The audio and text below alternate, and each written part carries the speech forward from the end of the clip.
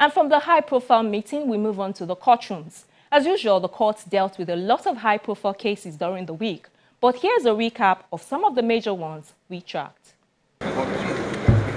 We begin with the report that the Economic and Financial Crimes Commission, EFCC, has asked the Supreme Court of Nigeria to upturn the judgment of the Lagos Division of the Court of Appeal, which struck out the charges of unlawful enrichment filed against the Justice of the Federal High Court, Justice Nganjuwa. In a notice of appeal to challenge the judgment, the EFCC, through its counsel Wahab Shitu, argues that the independence of certain bodies, including the National Judicial Council, as guaranteed under Section 158, subsection 1 of the 1999 Constitution, does not preclude the institution of criminal proceedings by the state against judicial officers, neither does it confer immunity from criminal proceedings. The appeal court, in a judgment delivered on December 11, 2017 by Justice Obaseki Adejumor, had held that the NJC must first perform its constitutional role of disciplining the judge and recommending him for prosecution before the EFCC can file charges against him.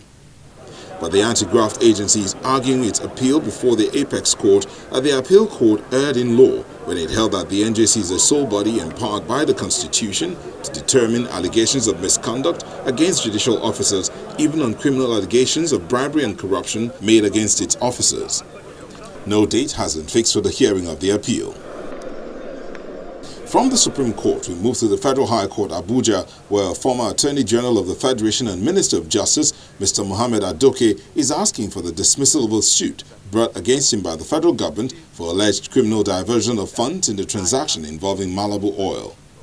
His lawyer, Mr. Kanu Agabi, while adopting his written address, drew the attention of the court to a letter written by the current AGF and Minister of Justice, Mr. Abubakar Malami, advising President Muhammadu Buhari on the need to discontinue the suit on the basis that the proof of evidence does not link Mr. Adoke with the charges. The Solicitor General of the Federation, Mr. Dayo Akpata, who represented the federal government, has however challenged the content of the letter. He says it is an advisory which does not stop the government from prosecuting the former AGF. Justice Binta Nyako has adjourned the suit to February the 28th for ruling.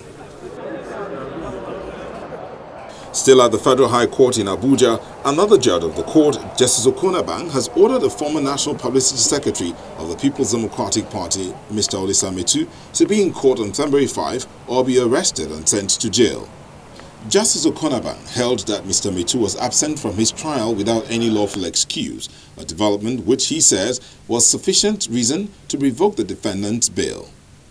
The Economic and Financial Crimes Commission is prosecuting Metuh and his company, Dextra Investments Limited, on a 7-count charge which includes an allegation of fraudulent receipt of the sum of 400 million naira from the Office of the National Security Advisor in 2014. Metuh was absent from the proceedings since Monday, January the 22nd, on the excuse that he was on admission at the Nnamdi Azikiwe University Teaching Hospital, Nnewi, Anambra State, for medical treatment. From the Federal High Court, Abuja, we move to the Federal High Court in Lagos, where Justice Mojisola Olatoregun has fixed the 12th of February to allow the Economic and Financial Crimes Commission file further information in respect of its ex parte application seeking the interim forfeiture of some large sums of money linked to Mrs. Patience Jonathan, wife of the former president. Before fixing the date, the presiding justice also listened to the arguments of lawyers for the defendant, challenging the jurisdiction of the court to hear and entertain the EFCC's ex parte application. In the ex parte application, the EFCC is seeking the interim forfeiture of the sum of $3,645,000, $4,361,393, 1.8 billion naira, 226 million naira, 39 million naira, and various other large sums of money, all allegedly traced to Mrs. Patience Jonathan, wife of the former president, and 6 others. The anti-graft agency told the court that the monies, which have been traced to about 7 commercial banks, are reasonably suspected to be proceeds of unlawful activities having been diverted from the federal government of Nigeria. And we round up with the report that the former Director General of the Nigerian Maritime Administration and Safety Agency, NIMASA, Patrick Akpobolokemi, has opened his defense on allegations of conspiracy and diversion of 2.6 billion naira.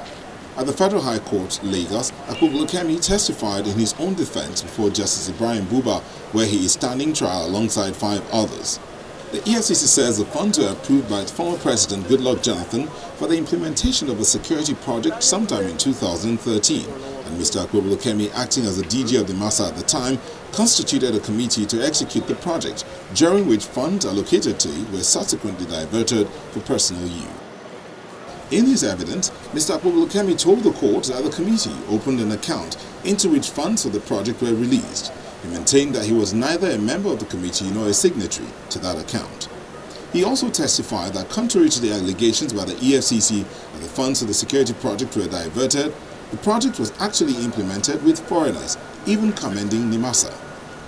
Justice Buba has adjourned till February the 13th for the former NIMASA DG to continue his testimony.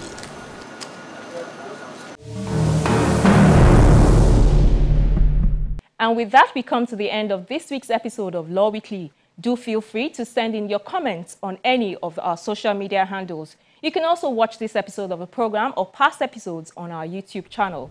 I'm Shola Sheyeli. Thank you for watching.